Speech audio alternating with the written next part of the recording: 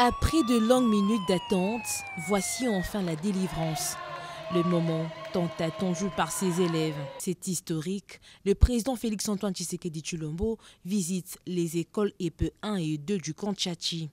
Un moment fort, inoubliable. Le chef de l'État en a profité pour échanger avec ses élèves et leurs enseignants pour prendre connaissance de leurs préoccupations et ainsi pouvoir renforcer l'amélioration du système éducatif. Comme je vous l'ai dit, nous avons un grand pays qui rayonne et qui doit rayonner au cœur de l'Afrique.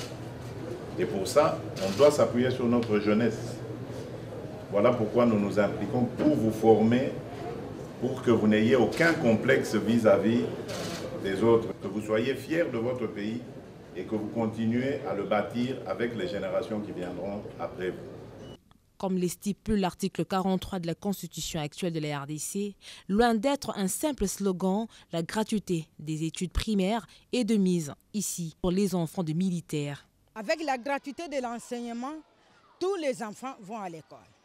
Même ceux qui restaient à la maison. Et vous voyez qu'il y a beaucoup d'enfants dans des salles de classe. Nous remercions le président de la République, Félix-Antoine Tshisekedi Tshilombo, qui a pensé aux enfants des militaires de réhabiliter l'école parce qu'avant, les enfants se mettaient au sol. Ils n'avaient pas de bancs, même des tableaux. Je suis content de cette école parce que c'est très bien. Au total, 1214 élèves ont été enregistrés cette année à l'EPE 1 et 2 Tchatchi, dont 610 filles. Le chef de l'État a clos sa visite à l'école technique ITP Tchatchi. Environ 1600 élèves vont bénéficier d'une formation purement technique dans 5 options, à savoir la mécanique générale, automobile, l'électricité générale, construction et électronique.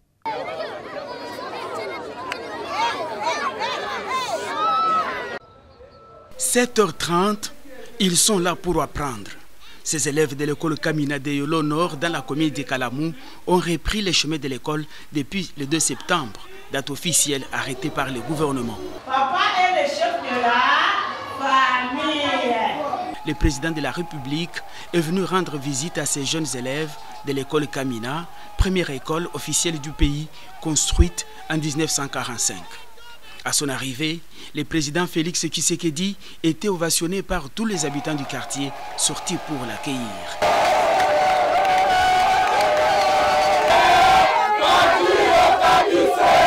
Dans les salles de classe, le chef de l'État a réaffirmé son engagement concernant l'éducation de tous les jeunes Congolais. Le numéro 1 des Congolais a échangé directement avec les enfants. Il faut apprendre aux enfants l'hymne national. Il faut leur apprendre l'amour de la patrie, hein? L'amour du Congolais, de l'autre. Ça, il faut leur apprendre ça. Il faut enlever dans la tête des enfants des histoires de tribalisme, de quoi. Il faut enlever ça. Il faut leur dire qu'ils sont tous frères et sœurs congolais. Ils appartiennent à une même famille, le Congo. Vous avez entendu les enfants? On ne vous met pas d'autre chose en tête. Hein? Accompagné de la ministre de l'Éducation nationale, le président de la République a pris langue avec les corps enseignants pour se rendre compte de leurs conditions sociales. À cet effet, le chef de l'État a instruit la ministre de l'Éducation de tout mettre en œuvre pour doter cet établissement scolaire de nouveaux bancs, tableaux et de veiller à la réhabilitation des installations hygiéniques et salles de classe. Des décisions qui ont plongé une joie ineffable les enseignants ainsi que les responsables de l'établissement. Le chef nous a promis qu'il va le faire. D'ailleurs, la semaine prochaine, on va commencer les travaux. C'est la joie, c'est une fierté pour moi en tant que premier citoyen, monsieur le maire.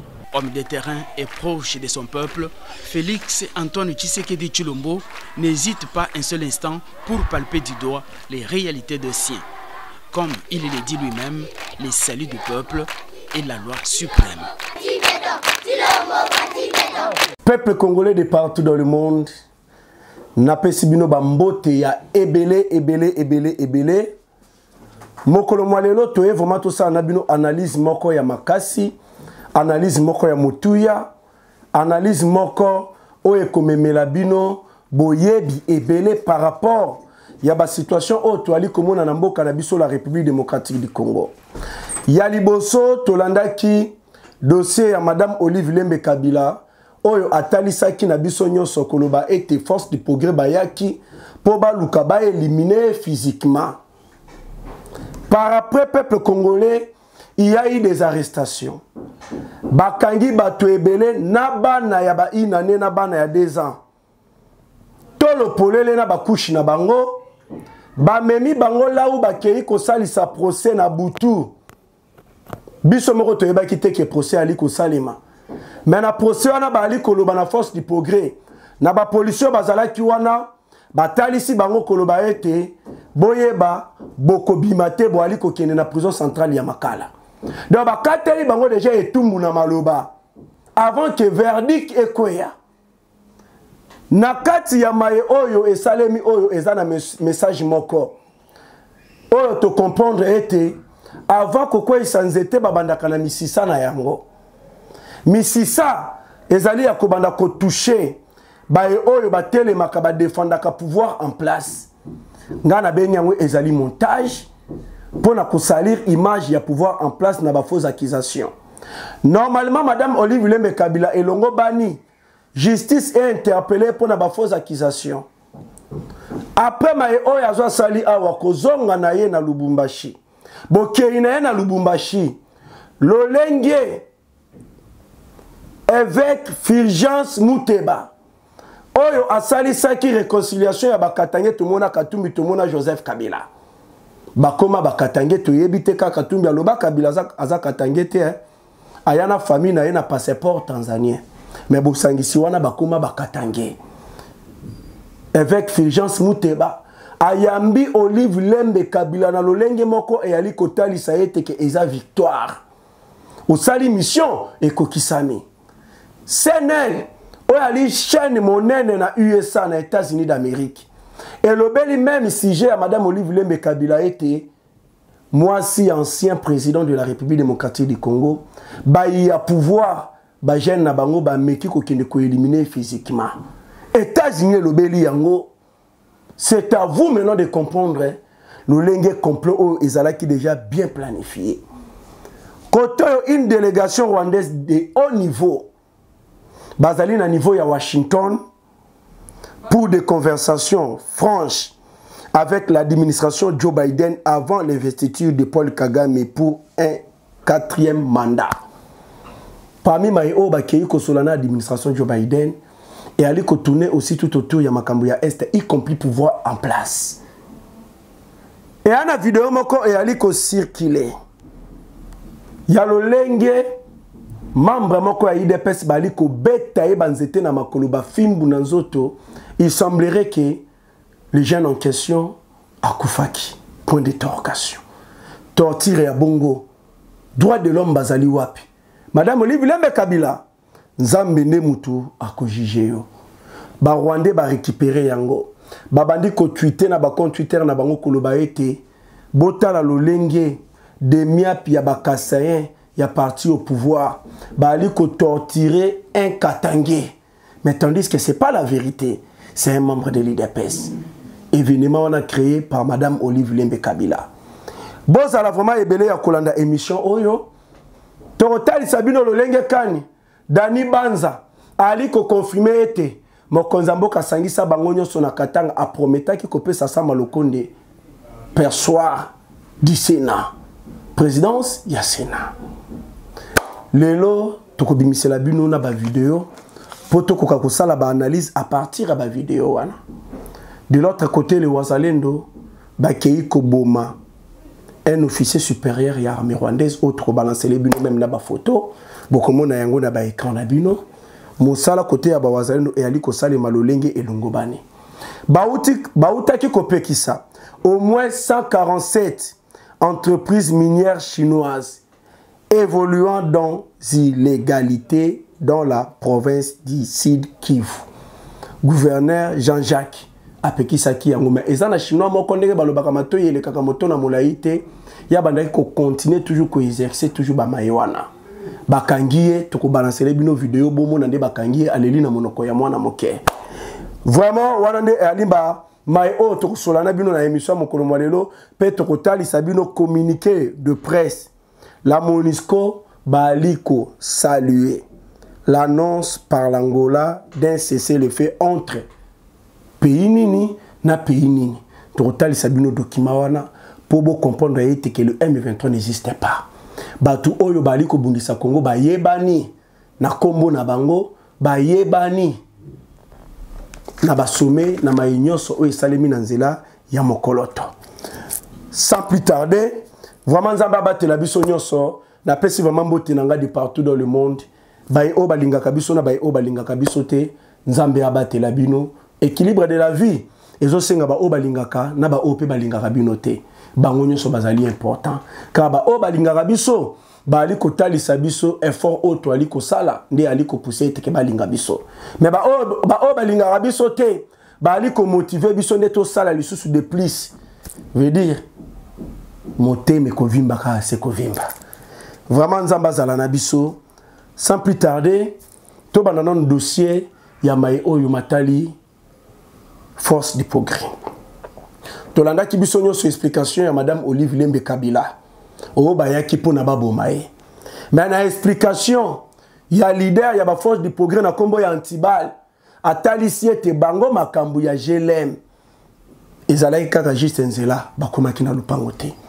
Bomo na kaka bino moko bota la vidéo lo lenge bakangi Antibal ndenge ali koloba et bon tozongela bino na ba analyse musoso bota la vidéo. Ndako neza na kafu.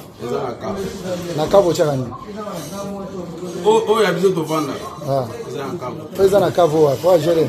Bobo kendaki. Wana isinga bazwa ki biso to bebese bilo. Eza na kafu. Bokota tina kafu. Wana to.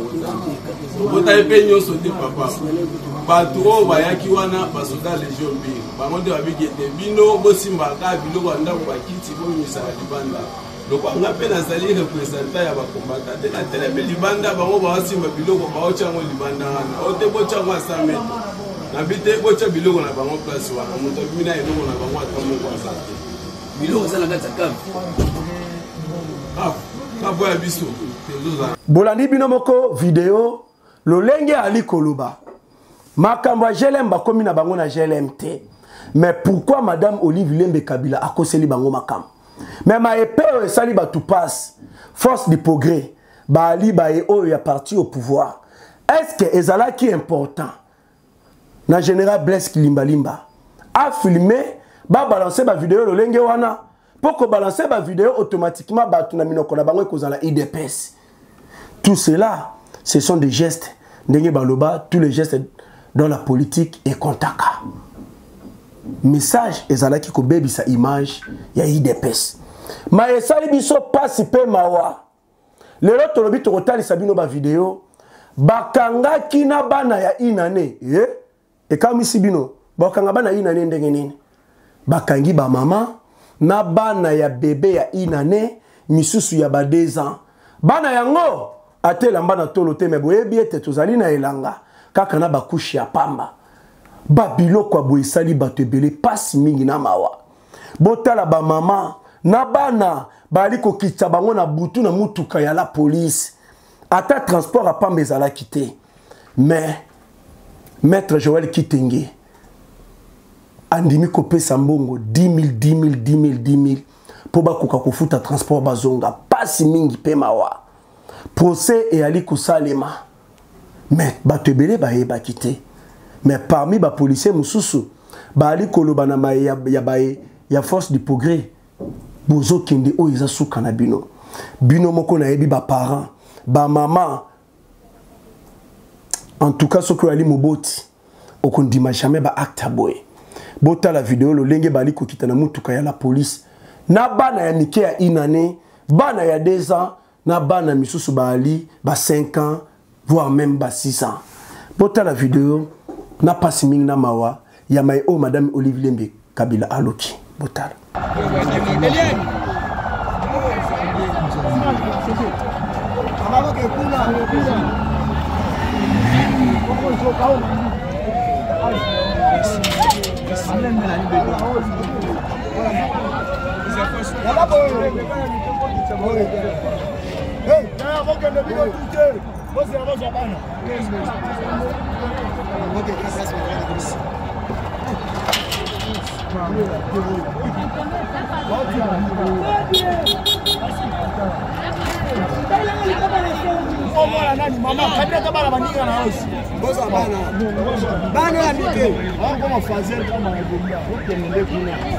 Ouais,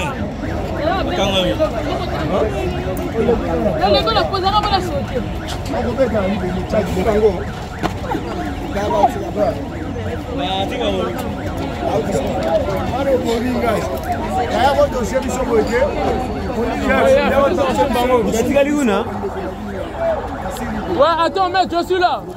Merci, Lien. Maître. Je suis là. Vous avez combien? Vous avez combien? Non, non, ça m'a aidé là. Comptez-les dans le bâtiment. Il y a pas d'autre dans la lumière. Ah, d'accord, d'accord. Moi, c'est rien. Moi, c'est rien. Kennedy. Antibal. Moi, c'est Antibal. Moi, non, je suis là. Demande Antibal. Alors, on m'a dit Antibal. Yo, je suis Antibal. Comptez dans le Ouais, je suis là.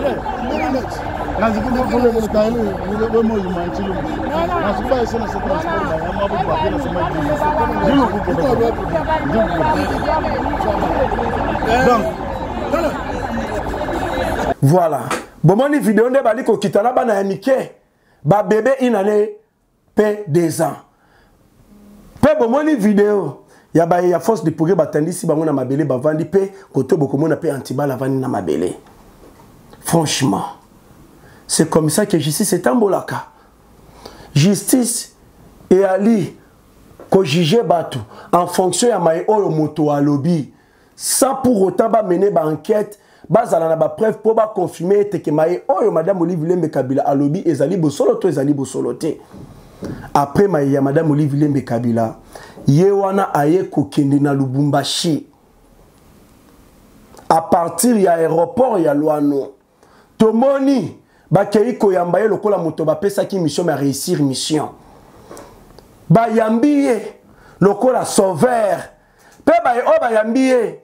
Tomoni ba prêtre église catholique. Tomoni monseigneur Fulgence Muteba. Oyazali président actuel ya Senko. Tebe ngano coïncidence tonini. Botala ba photo et ba ali ko balancer yango na ba écran na bino. Bomo ndenge balambi bayami madame Olive Lembe Kabila.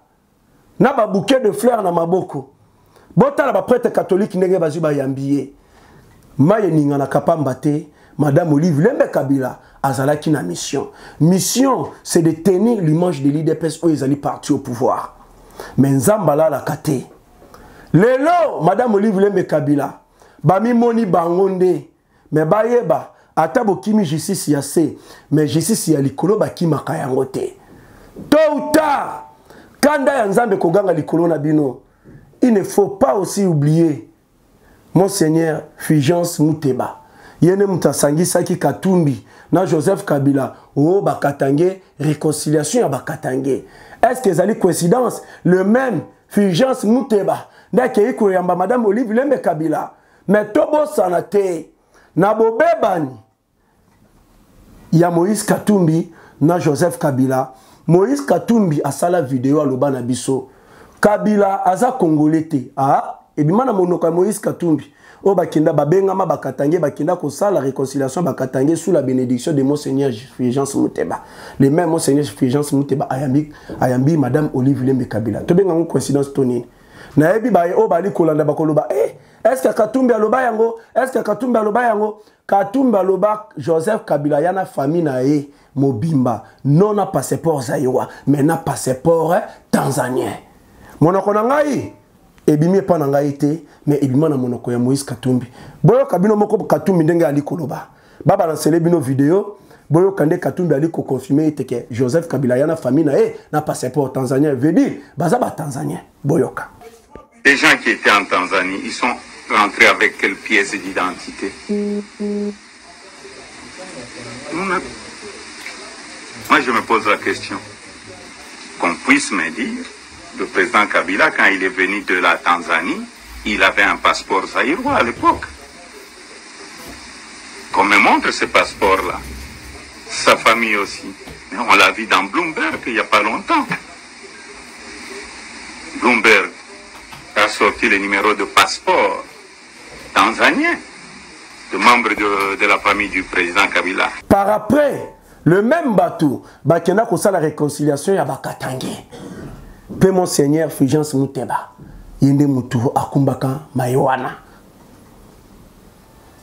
Tangu tolobaka. Il suffit kaka bateau ba yebani ba bebana. Nde ba vérité bimaka.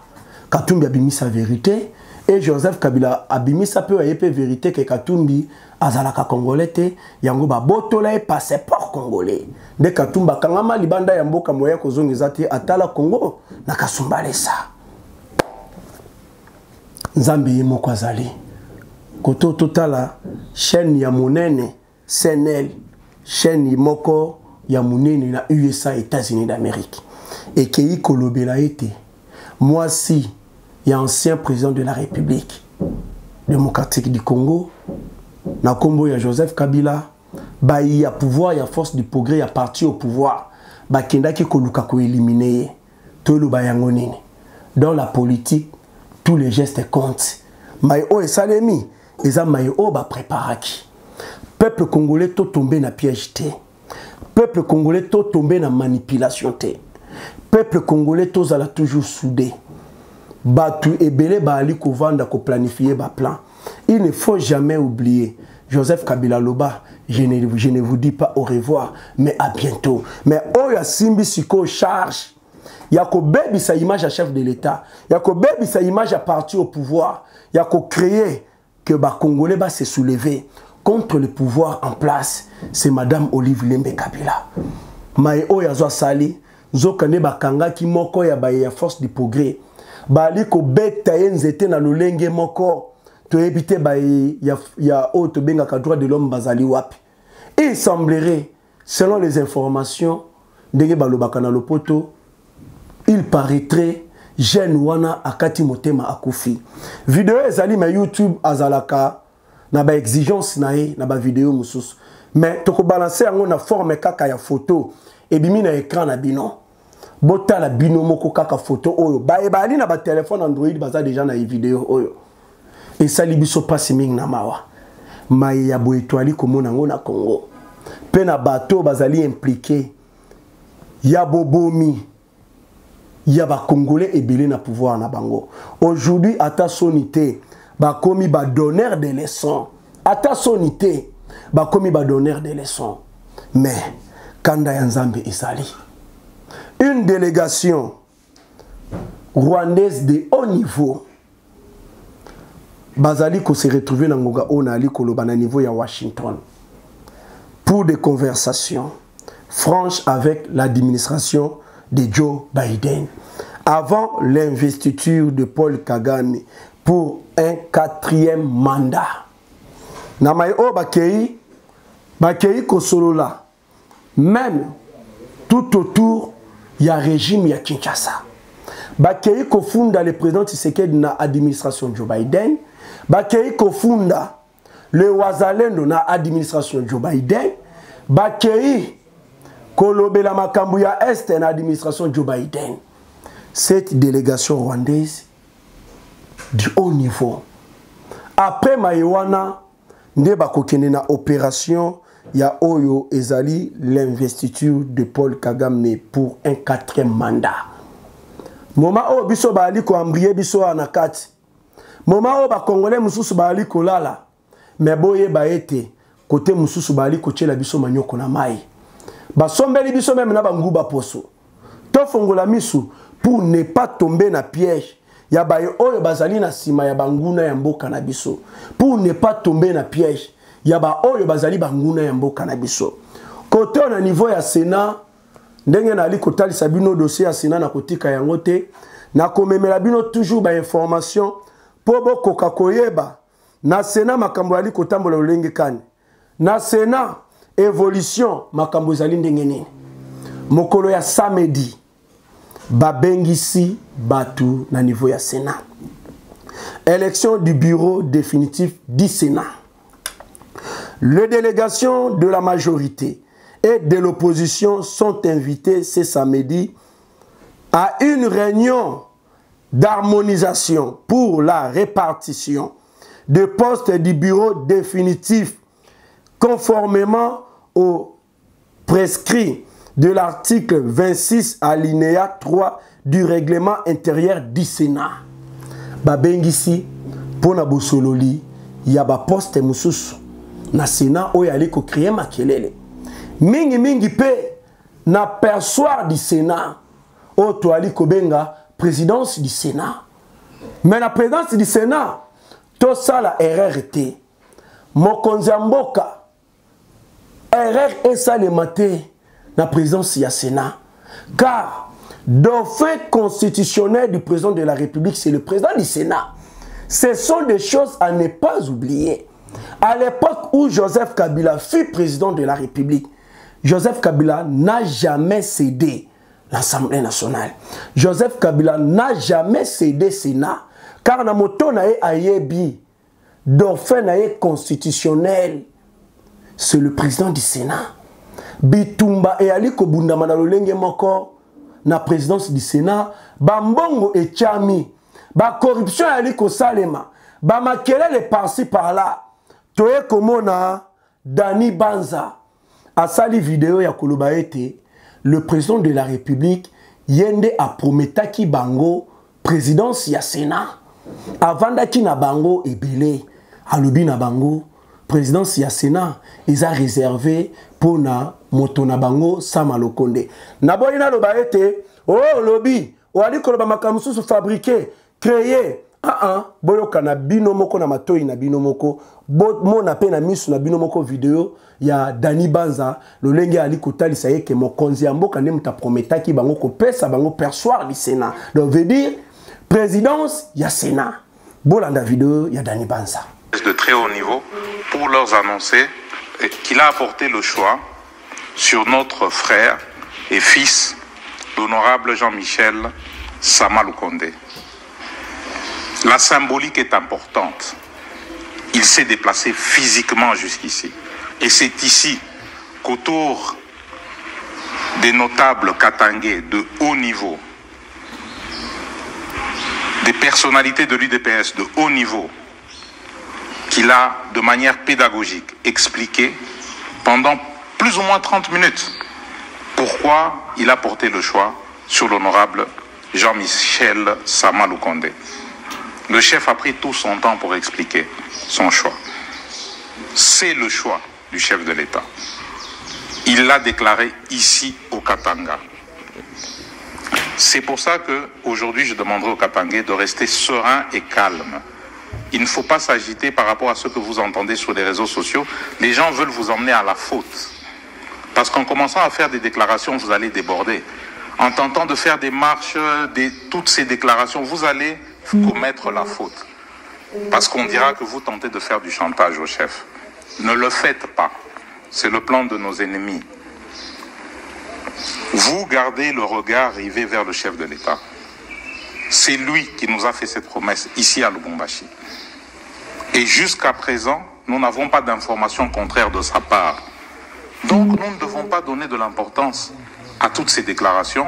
Nous devons nous dire que c'est la campagne et que c'est normal que chaque parti, chaque personne, que ça aille dans tous les sens, telle est la campagne.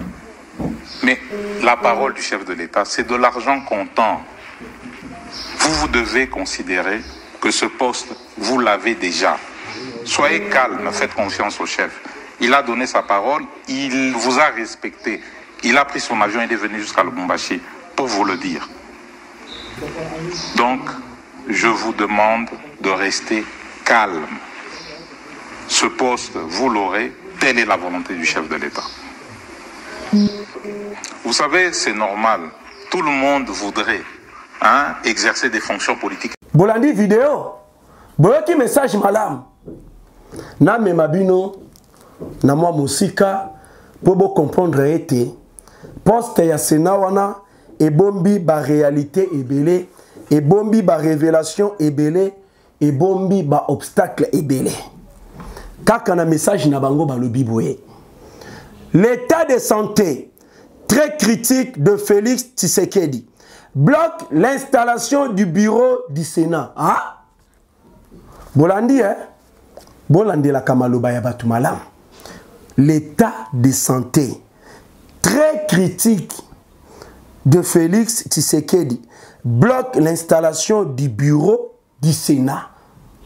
Pourquoi Baali Kokende ko toucher état et santé chef de l'État? Nanyangwa lobi na bango état et santé chef de l'État est très critique. Ah, yango nem tu ali ko bloquer installation du bureau du Sénat. Vous comprendre? Na lobaki na bino bien. Dauphin constitutionnel du président de la République, c'est le président du Sénat. Toi qui es toujours dans Maïo Baali Koloba. L'état de santé très critique de Félix Tshisekedi bloque l'installation du bureau du Sénat. Les Balouba de Mbujimaï décident d'installer un frère tribal à la tête de la chambre haute du Parlement pour une continuité tribale du pouvoir en cas de vacances à la présidence de la République démocratique du Congo. L'UDPS jongle autour de Edi Mundela Kankou, cousin de Tshisekedi. Les Katangais les Katangais relégués aux oubliettes. Boulani Malobawana, donc présidence ya Sénat et Fungola pouvoir en place Nisso. Nalobaka yango awa, si Joseph Kabila a réussira qu'au sala 18 ans au pouvoir pour monter la stratégie. De l'autre côté, Joseph Kabila c'est un stratège à monter la stratégie pour abéter à 18 ans au pouvoir. Sans stratégie, à Koka qu'au sala 18 ans au pouvoir. Parti à Nelson Mandela, grâce à la stratégie na bango, ne sala été base à la kino lelo na pouvoir. Grâce à la stratégie, il y a Paul Kagame, ne mute sala ka kino lelo azala toujours na bokonzi. Grâce à la stratégie ya Kaguta Yoweri Museveni, ne mute sala ka été kino lelo azala na bokonzi. Grâce à la stratégie, il y a Denis Sassou Nguesso, ne mute sala ka été kino lelo azala na bokonzi. Mais wapi stratégie à IDPS? Est-ce que céder présidence à Sénat, ça fait partie de la stratégie à IDPS pour conserver le pouvoir? Est-ce que céder Parlement, ça fait partie de la stratégie à IDPS pour garder le pouvoir? Céder le poste clé, ça fait partie de la stratégie à IDPS pour accéder au pouvoir, pour conserver le pouvoir? Na ba parti ni ba céda Parlement, Sénat. Na ebité soki IDPS bali kubanza malam. Ngai na lobi vérité.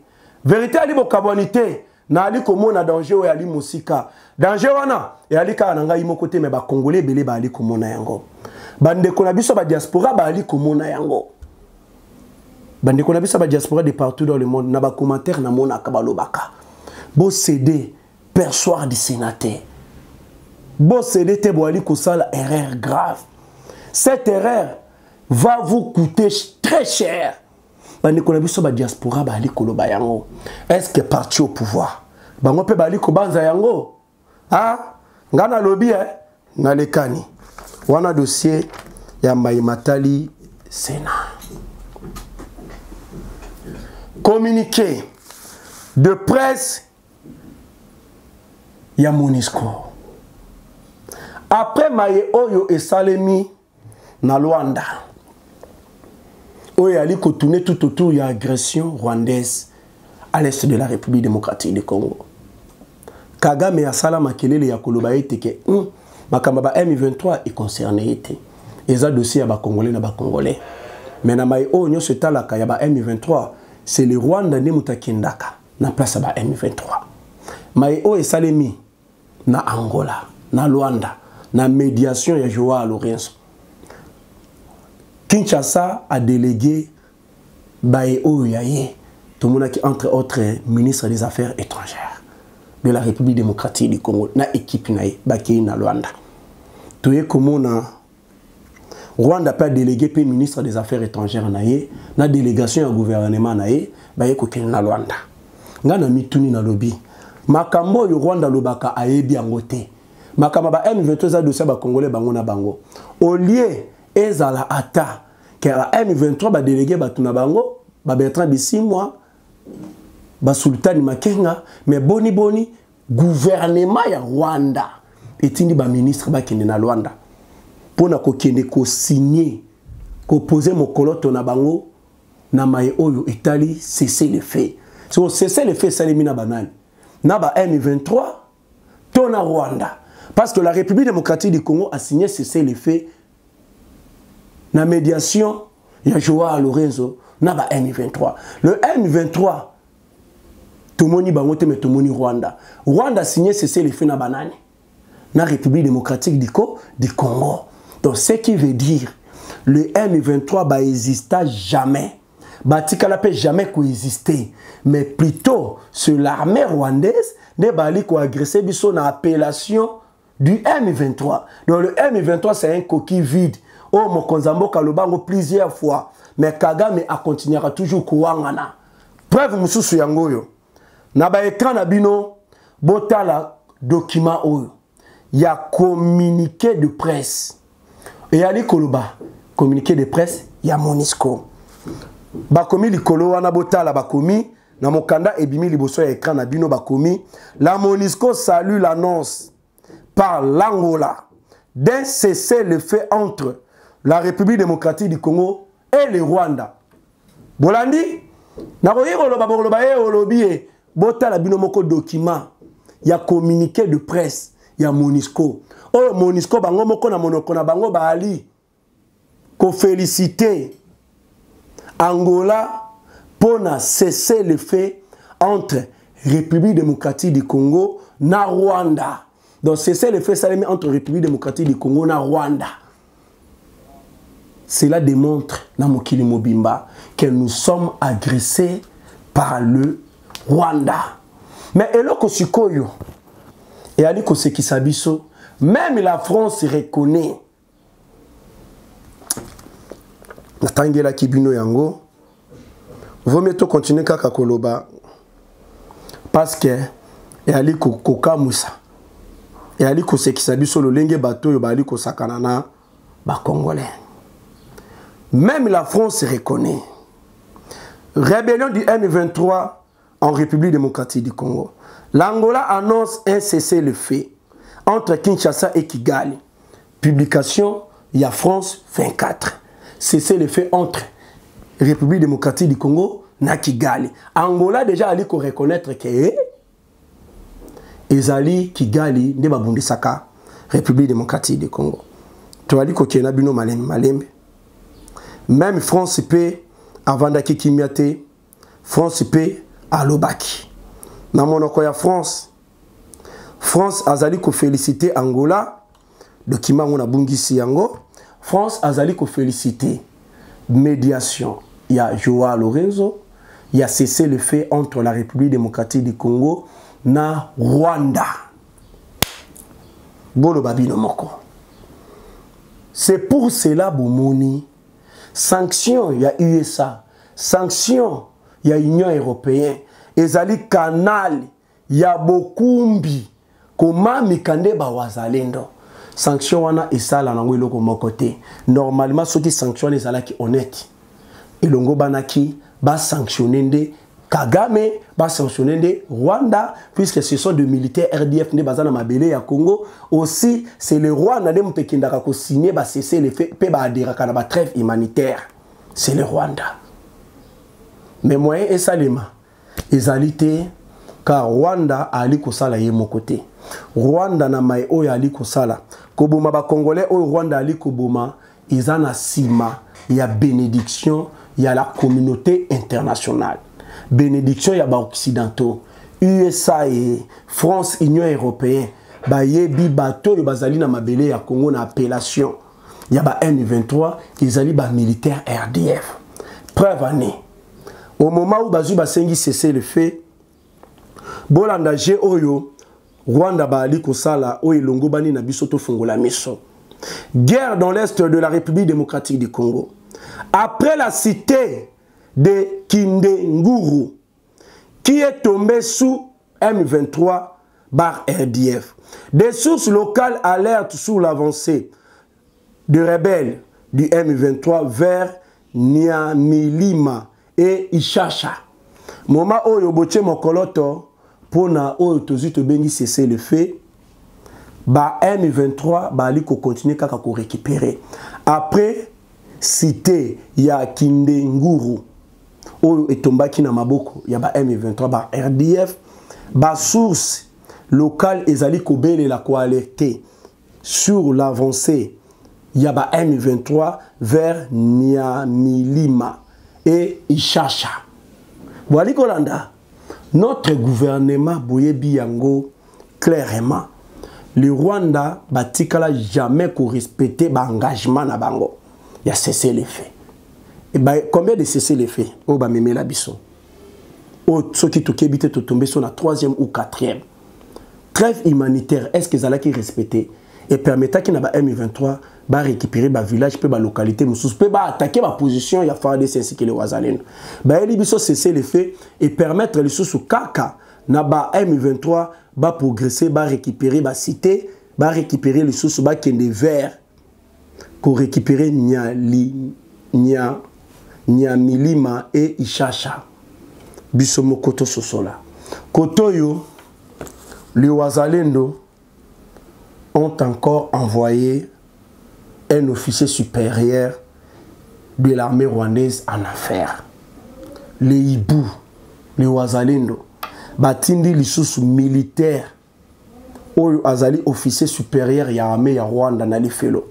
Bota la photo na ezali liboso. J'espère bien David Beckham de la presse ali ko balancer la kabino ba maye oto ali koloba. Bota la photo ya militaire ya armée ya Rwanda. Oyo ba Ouazalendo ba utili lisusu koboma, les Hibou ba utili lisusu koboma. Là où vous êtes, j'espère bien boali ko bete la ba Ouazalendo maboko. Boali ko bete la le véritable fils du pays. Oyo ba ali ko bunda. Pona kimia ezala na Congo les Ouazalendo maboko. Les Ouazalendo balobaki ndenge zalibwe, c'est le fait etali gouvernement congolais na ya Kigali na ya Rwanda. Gouvernement congolais na nzela oyo ali ko bimisande FARDC na ba militaire ya Rwanda bangonde est concerné bango car cette cessez les faits et cause à la respecter te na Rwanda ba M23 ka plusieurs fois ba violara kaka cessez les faits biso to ko vanda te totala et pesa avantage pas na bango biso to ko continuer kaka ko bundela mboka na biso peu importe sanction ba mamiki Jules Mulumba ainsi que Moussousou D, leader ya ba Ouazalendo. Balobi yango ne mteko tia bango maboko, msingana maboko te pour batika ko bundela mboka. Bango ba ko continuer ko bundela mboka et les Ouazalendo toujours en action.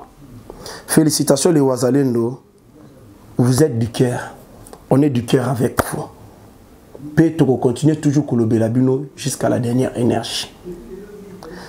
Au moins 147 entreprises minières chinoises évolue na illégalité. 147 entreprises minières chinoises ba évoluer à Kanabango na illégalité dans la province du Sud Kivu.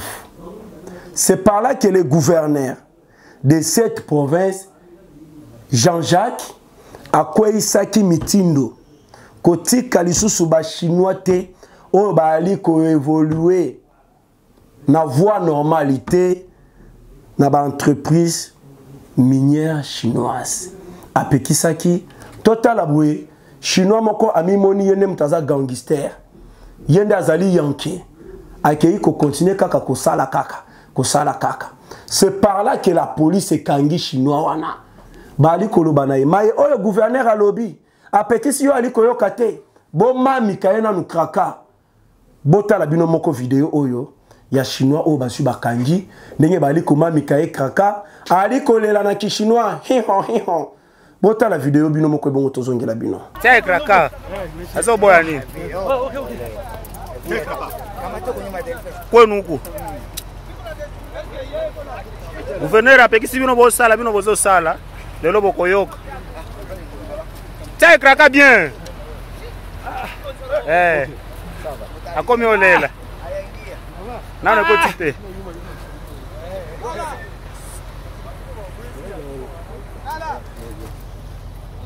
nani ndema e o tolobaka Congo ya lelo eza Congo ya lobi te. Congo ya lobi basakani na yango na lolenge nyonso. Congo ya lobi bayibi ba exploiter na ndenge ya kimoyibi. Mais Congo ya lelo avec le président Félix Antoine Tshisekedi Tshilombo moyen ba exploiter lisu na kimoyibi ezate. Moyen ba yiba lisusu ezate veut dire pour na o exploiter et sengeli okene na voie normale. Soko kene na nzela kimoyibi e kosukela yo lolenge moko na chinois wana o bomoni bino moko ali kolela lokola mwana moke. Mais nani atindaki yo? Otuna kite okutani sikoyo na mibeko o babengaka o balobaka c'est la justice qui élève une nation. Justice élèvaka une nation et ali kosala musala. Le ministre de la Justice, Maître Constant Mutamba, Aouti Kovanda Pe Kimiate, Aouti Koloba. Mayenini, ministre de la Justice, Oyali Kosala Mosala Lolenge et Longobani, Maître Constant Mutamba à partir de Kisangani, à l'Obiboué. Depuis Kisangani, le ministre d'État, ministre de la Justice et garde des Sceaux, Constant Mutamba s'est dit Yabo Sepeli n'a pas premier résultat nae depuis que Azali na moto ya ministère ya justice. Pe Ali ko annoncé le premier mesure prise. Le premier mesure au Bazui, il s'agit notamment des désengorgements des prisons.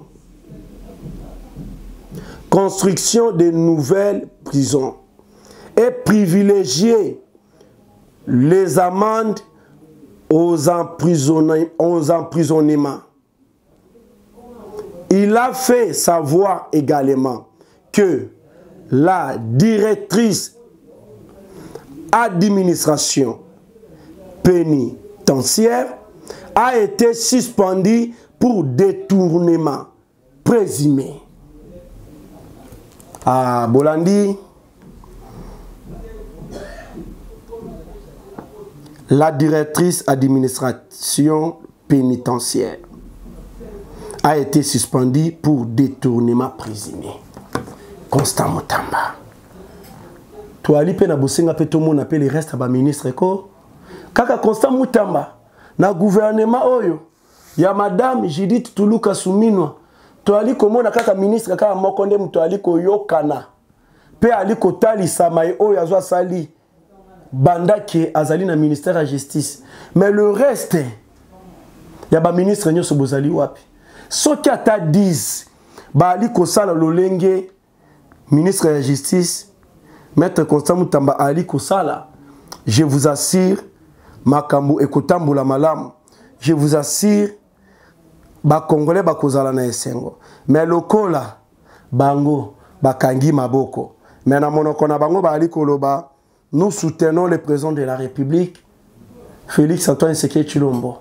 Mais na terrain tu ali komone le côté de soutenir le président de la République. Ezali na ba secteur ya moko simana moko ko sala mosala lolenge longobani. Pe ba Congolais ba mona misala na bino ezali palpable sur terrain. Mais ya koloba ete ke to ali ko soutenir mokonza mboka mais na terrain zéro ezali o to bengi ki mafia. Lo vunu makambo ya lokuta na conseil des ministres ba bengi en conseil des ministres. Mayeni ne lo ba makana conseil des ministres. Conseil des ministres to ali koyoka mo conseil. Ba conseil akate mais pour la ba ministre oyo na ba conseil des ministres mais o mokonza mboka lo ba na bango tout le monde a kango sur terrain. La distinguée première dame Maman Denise Nyakiro Tshisekedi oyo kutu mai oyo azwa sali na bato balobaka ete ke bazali pour chef de l'état bali ko soutenir chef de l'état basala raté pe batikala ko sala te. Madame Olive Lembe Kabila sali ba action belé plutôt yoka koyoka iloko na oloba so Madame Olive Lembe Kabila. Oui, to continuer. Madame Olive Lembe Kabila asali ba action ya mabe ebele na mboka oyo pona konyokola ba Congolais. Mais la distinguée première dame Madame Denise Nyakero Tshisekedi ye aye kosala ba action ya makasi oyo Madame Olive Lembe Kabila totikala vraiment komona yango te ye à part babenga ye Mama Corbillard comme mabanzoto ko kunda yango mais la distinguée première dame Mama Denise Nyakero Tshisekedi ye babenga kaye Mama oyo ayaka komemande bato komema bango na hôpital pour que ba traiter bango babika. Mama oyo atieli biso books excellencia oyo memi bana ebele bakeye kotanga na mikili ya poto po bakoma na capacité ya koya ko servir mboka na bango. Mama oyo ali ko aider bato songolo pakala na nzela ya ba fondation na ye. En tout cas omoni bino moko différence. Mais bino ba ministre kolobaka kana monoko ebele. Mais na terrain, tu as dit comment on est le côté. Je ne pense pas que le gouvernement de Mme Judith Toulouka Souminoa et que je ne pense pas. O ezali gouvernement moko ngai na ali koloba ya courte durée. Donc gouvernement moko ya courte durée. O eko melate eloba jama kabunda kabundi. Gouvernement moko je ne pense même pas que eko mela. Gouvernement oyo eko mela na ngote. Toujours dans ma matali actualité politique, to komi kokoma presque na suka ya émission na biso ya mokolo mwalelo.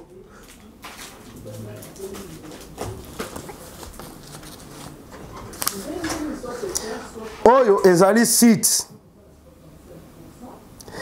ya États-Unis d'Amérique. Ba publier ma oyo ba rebelle. Les terroristes du M23 ba lobby. Je dis bien site des États-Unis d'Amérique. Ba publier maï oyo les terroristes du M23 balobi. Les terroristes du M23 balobi boye. Bandimi kopé samaboko na bango na Kinshasa pona kosala dialogue. Maï oyo eleki na Luanda. Bamoni comme si trahison eleki. Mais bango bazali prêt Yako, dialoguer direct na Kinshasa. Est-ce que Kinshasa est proposé bango dialogue? Est-ce que Kinshasa est lobby na bango qui est tout dialogué? Et bimi na site les États-Unis d'Amérique. Mais bah États-Unis d'Amérique bali ko publier mais il y a M23. C'est à vous de comprendre. Na me melabino na dialogue o bali koloba. Il faut to mituna ba mituna. Na dialogue na bango nani akozala chef d'état-major de l'armée congolaise. Est-ce ekozala congolais ou bien un rwandais? Ne pensez même pas que le chef d'état-major général ekozala congolais. Ekozala rwandais lolenge et salimana James Kabarebe. Ndenge bakosala lisusu.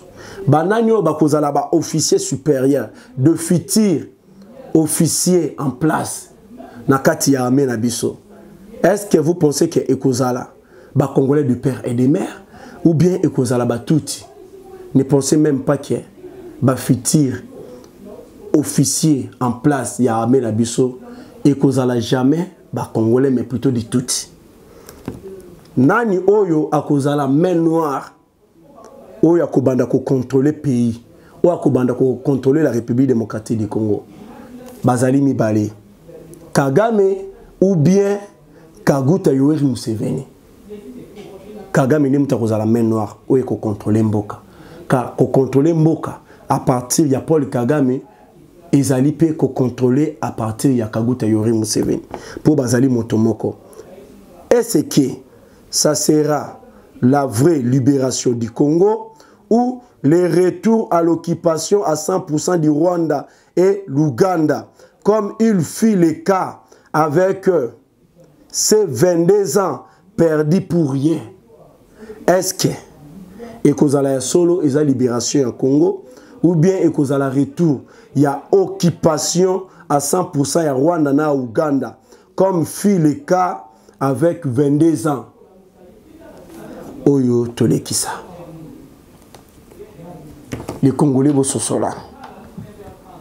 Bososola, il ne faut pas que tout se démbo cannabis. Pendant 18 ans perdus, pour rien, Kabila a dirigé le pays. Il a signé des accords bidons favorisant l'infiltration des Rwandais, des terroristes rwandais, au sein de l'armée congolaise. Il a nommé des militaires rwandais à la tête de grandes unités de FARDC. Nos services de sécurité étaient à la merci de Paul Kagame. Plusieurs sources qualifieraient Hippolyte Kanambe Kazemberebe alias Joseph Kabila responsable de l'Alliance Fleuve Congo bar M23 des Soux et Belé. Oyo même misusu eyali na mesa ya mokonzi ya mboka Félix Antoine Tshisekedi Tshilombo et vandi kotalisa ete le véritable patron ya Alliance Fleuve Congo ezali Joseph Kabila. Nanga azakaka elilingi ya pamba. Nanga azakaka motomoko boye bazwi bache na mission à congoliser cet mouvement rwandais et comment ya ba congolais et bimana image ya ba congolais. Mais le président de la République na stratégie à Kinshasa et bimisi yango na face du monde que le M23 ezali Rwanda car c'est les Rwanda qui signent tout na place ya ba M23. Merci beaucoup. Nabaye oyo babetsami mabaku ya kolanda biso na émission mokolo mwalelo. Vu que to sali ba investigation ya makasi poto koka komemela bino mai oto eko partager na bino. Vu que makambo ya likoleka na mboka to ali atana tamoko mokete ya kolala ya ko se reposer. To ali kotambola na bapungi na miso po dege bitumba oyo ezali na mboka oyo. Soki to telemite soki to bundite ezali passe. Na nzela ya ko dénoncer, na nzela ya ko ya kotalisa bino ko sala analyse na bino. Nde ali ko faciliter ko permettre na ba congolais ebele ba comprendre, ba fongola misu, ba ye ba situation o tozali na ngona minute oyo. Ebele ya ba congolais ba fongoli misu. Ebele ya ba congolais ba comprendre, bazali susu manipuler te. À cause ya ko ya koloba boye et pousser ba jeune ebele ya Nord Kivu.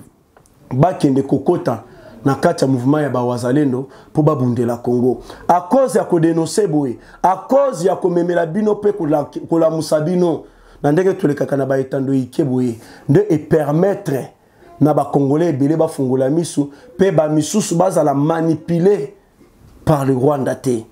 C'est par là que Kagame a qui comprendre pour na a étouffer, a diviser, ba plan na simba, a qui ko bimisa falanga ya ebele. Na ba communicateur numérique na ye ba banda ko publier ba banda ko loba ba makambu songolo pakala contre le gouvernement en place, contre le régime en place, contre la République démocratique du Congo pour ba créer division na kati ba congolais, ba créer bokabwani ya ba congolais na FARDC, ba créer bokabwani ya ba congolais na ba wazalendo o ba li ko bunda pona ko libérer Congo.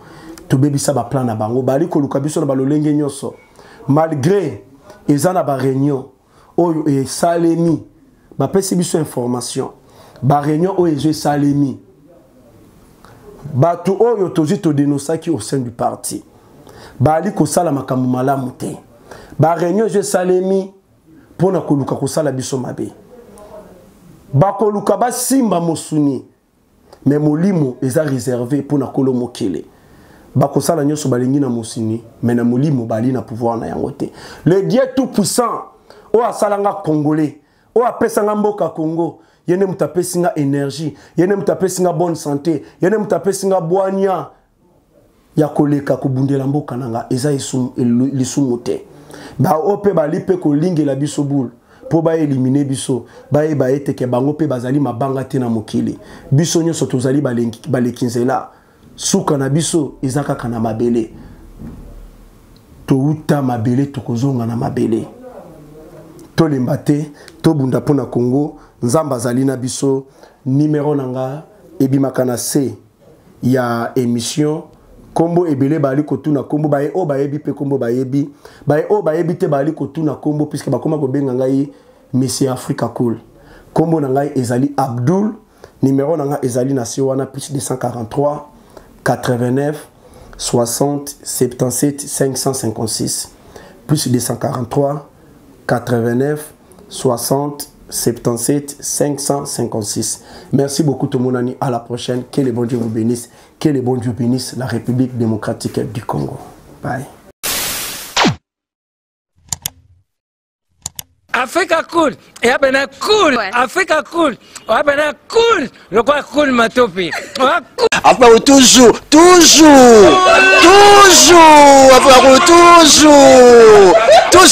enfin cool. C'est bon. Et ça chaîne est bien, et puis vous êtes très rapide. Et ça très rapide, et ça chaîne moko, bah quoi ça a bien confiance. En tout cas, nazo senga na bato oyo nanu ba souscrire te bazwa. Donc, eza vraiment neti oyo balobaka ke buka lelo, lamba lelo, lia lelo. Vous voulez le Congo? Pour que le Congo devienne cool, pour suivre les cool analyses, alors revenez et abonnez-vous massivement. Massivement. Alors beaucoup de gens ils pensent que l'Afrique cool donne l'information en temps réel. Mais je ne crois pas cela. C'est-à-dire l'Afrique cool donne l'information en temps réel et en temps chirurgical. Si tu ne suis pas, tu as la crise cardiaque. Qu'est-ce que tu penses de l'Afrique cool? C'est PPL. Africa Cool, c'est la destination de prédilection pour une communication optimale. Africa Cool Télévision est une chaîne qui est en train de réunir toutes les tendances. Donc les chrétiens s'y retrouvent, les païens s'y retrouvent, les politiciens s'y retrouvent, les femmes ménagères s'y retrouvent. Donc eza eloro na biso to sepela ranango yango chaque fois son aye na Kinshasa, il faut namona Africa Cool. Et au monde de chaîne oza impartial. Et le rôle de Babino, vous méritez le soutien de la population ainsi que des institutions complètes. Tous s'abonner à Africa Cool. Africa Cool, Africa Cool, merci beaucoup, l'idée. Non, je remercie en tout cas Africa Cool, leur support et on leur souhaite bonne chance pour la suite. On leur souhaite le plein succès. Placer un petit mot par rapport à la récompense Oyo. Ah, je félicite très sincèrement Africa Cool. Voilà. Je n'avais pas opéré le mauvais choix. Voilà. J'avais recommandé, je me rappelle que je disais que c'était une destination de prédilection pour une communication optimale d'excellence. Nazanga Mogote Tala, YouTube Yemoko à reconnaître que Naponaki Mabete. Au moni ba choix to salaka, ba réflexion to salaka. Tikalaka abonné à Africa Cool. Comme ça, tu partages. Bravo Africa Cool. Merci beaucoup. Bravo Bino. Mutubo s'abonner parce que trophée Ezali à Bino, Ezali partagé. Voilà. Moi, je me sens aussi copropriétaire. Il y a prix Oyo. Voilà. Bravo Africa Cool. Merci beaucoup. Toujours.